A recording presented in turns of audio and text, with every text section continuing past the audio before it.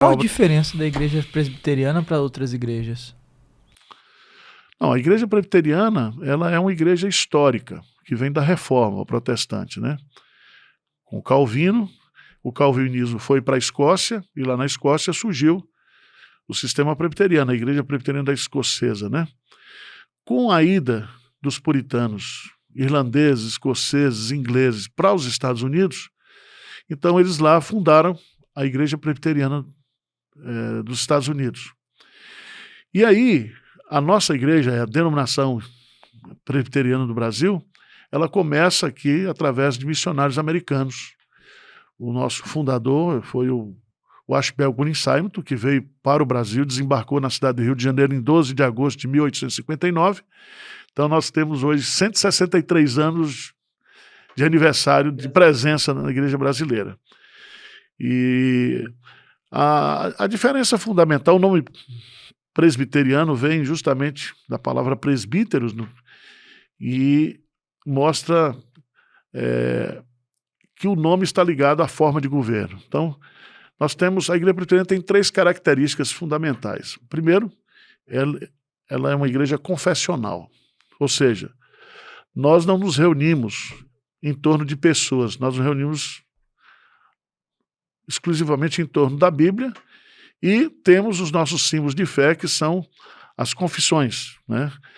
A Bíblia é a nossa única regra de fé e prática. Então, se está na Bíblia, nós estamos juntos, né? E, além dessa questão da confessionalidade, nós temos outra característica, que é justamente, somos uma igreja conciliar. O sistema de governo começa na igreja local, um conselho formado por presbíteros e um pastor.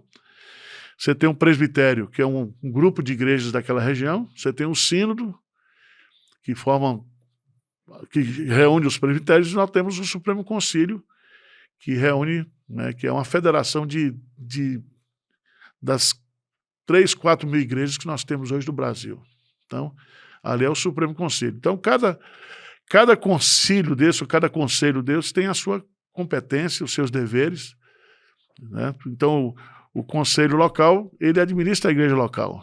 É o conselho que planta novas igrejas, é o conselho que administra a igreja local. E todo o patrimônio da igreja local está em nome da igreja. Então, não existe fundações ou patrimônio em nome de pastor, né? Então, tudo é exclusivamente da igreja. E a outra característica da confessionalidade de ser conciliar, nós somos uma igreja missionária no DNA, né? Se houve um arrefecimento assim, histórico, mas no DNA da igreja presbiteriana, dos presbiterianos no Brasil e no mundo, né, existe essa visão de plantar novas igrejas, de ganhar pessoas para Cristo, né?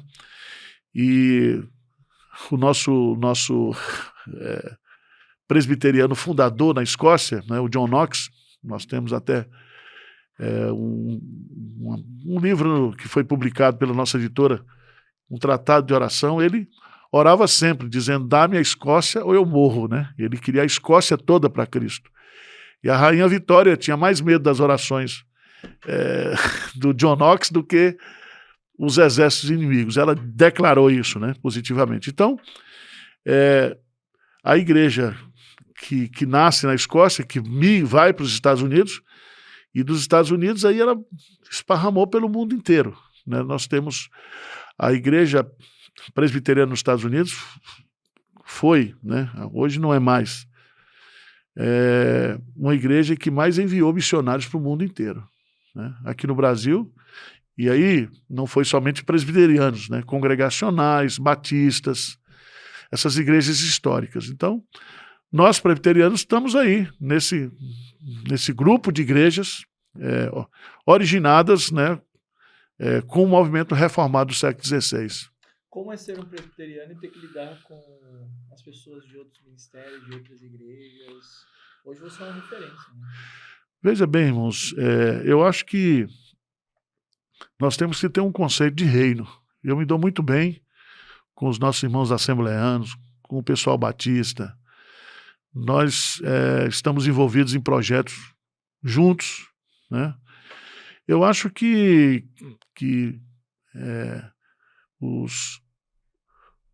as características individuais de cada movimento, elas não podem ser muros, empecilhos para a gente ter comunhão com as outras denominações. Então, você vê essa briga aí de calvinismo, arminiano, eu sou arminiano, não vai para o céu, eu que sou calvinista. Então, isso aí não edifica, isso aí não tem fundamentação bíblica nenhuma, entendeu? O que nos une é o fato de nós estarmos em Cristo. Eu creio que as doutrinas fundamentais, básicas, né? Aqueles 5 princípios da reforma lá, né? Eu acho que esses 5 princípios, eles estão em outras igrejas também, em outras denominações, né? Diferença de batismo, diferença de forma de governo, isso aí não pode e não deve ser um argumento para nós ficarmos brigando, né? Eu tenho muita dificuldade, por exemplo, de participar de podcast, para ficar discutindo isso, né? Eu tenho um programa aí que sempre entra por esse caminho e eu nunca fui convidado algumas vezes, mas eu acho que não edifica, né? Porque nós temos irmãos convertidos, né? Por exemplo, irmãos queridos da Assembleia de Deus, né? E eles têm uma forma de ver, por exemplo, a volta de Cristo, a segunda vida de Cristo, de uma forma diferente do que nós vimos. Mas ele é crente, né? Então, o que a Bíblia fala lá? Paulo coloca lá em Romanos, né? Que nós que somos espirituais, né? Devemos acolher os débeis na fé. Então, há irmãos que têm limitações e compreensões diferentes das Escrituras, mas não deixa de ser meu irmão. Não deixa de ser meu irmão, né? Então, ele não é contra Cristo, né? Ele é a favor de Cristo. Agora, ele tem uma percepção, uma compreensão que muitos de nós tínhamos também, mas que Deus foi dando o esclarecimento do processo, né? Hoje está acontecendo um fenômeno, graças a Deus, por causa de podcast, de redes sociais, que muitas pessoas que estavam tendo uma compreensão religiosa do seu grupo, quando ele checa isso com a Bíblia, ele diz, não, aqui não dá mais. E tem havido assim, muitas migrações hoje, né, no ambiente evangélico.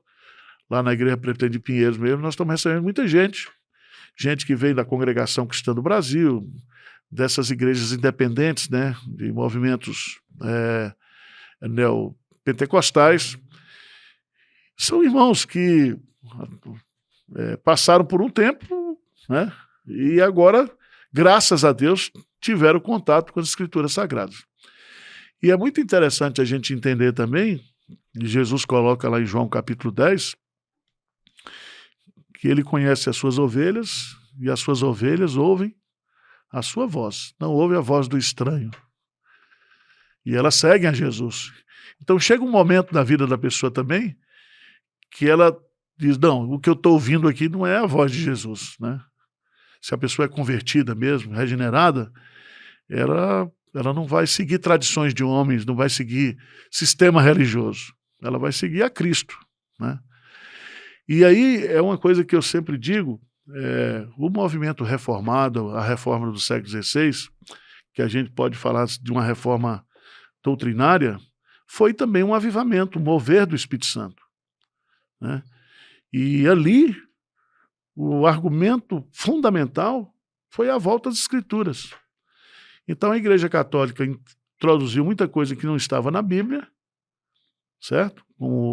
Aí são dezenas de coisas, inclusive colocando as decisões conciliares no mesmo pé de igualdade da Bíblia Sagrada. E aí esse movimento da reforma no século XVI começa com os pré-reformadores, né? E depois vem. E aí eclodiu justamente com Lutero. E esse movimento foi um movimento que diz, nós não aceitamos mais isso. E eu creio que esse princípio se aplica hoje, né, no Brasil mesmo. Ó, tem muita gente que tá ouvindo o pastor falar e está dizendo, será que está na Bíblia mesmo? Né? Então, graças a Deus, há um retorno das Escrituras Sagradas. Tem muita coisa ainda errada? Tem e vai ter, né? Jesus disse que o joio vai crescer junto com o trigo. Escândalos na igreja, problemas, isso vai existir. E isso não deve abalar o crente maduro, o crente que está firmado em Cristo. Então, eu acho interessante porque tem uns podcasts aí, uns irmãos nossos aí, que eles gostam de divulgar os pecados da igreja, os erros dos pastores, os erros, né? Ele constrói um discurso falando mal do outro. E eu acho que isso não é cristão, né? Aliás, nós queremos propagar o pecado dos outros. E Cristo quer cobrir o pecado, quer expiar o pecado, quer restaurar aquela vida, né? Então, eu entendo que nós somos iguais espiritualmente. Deus não tem filho de primeira categoria. E a fé nossa, a fé que você tem, que eu tenho, é a mesma fé de Abraão, a mesma fé dos apóstolos, é a fé salvadora, que foi nos dada pelo Espírito Santo. Então, como é que vai fazer? Eu vou brigar com você, vou ficar degladiando aqui com você, porque você não teve uma compreensão, por exemplo, da doutrina da eleição? Né? É melhor não compreender e estar eleito do que ficar brigando.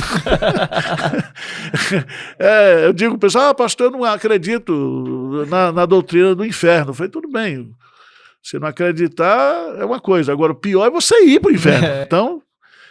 Então é melhor a gente resolver a fé de um ponto de vista mais prático, do ponto de vista de crer e obedecer naquilo que a Bíblia, quer dizer, sujeitar a nossa inteligência, né, ou pseudo-inteligência, à autoridade das Escrituras Sagradas.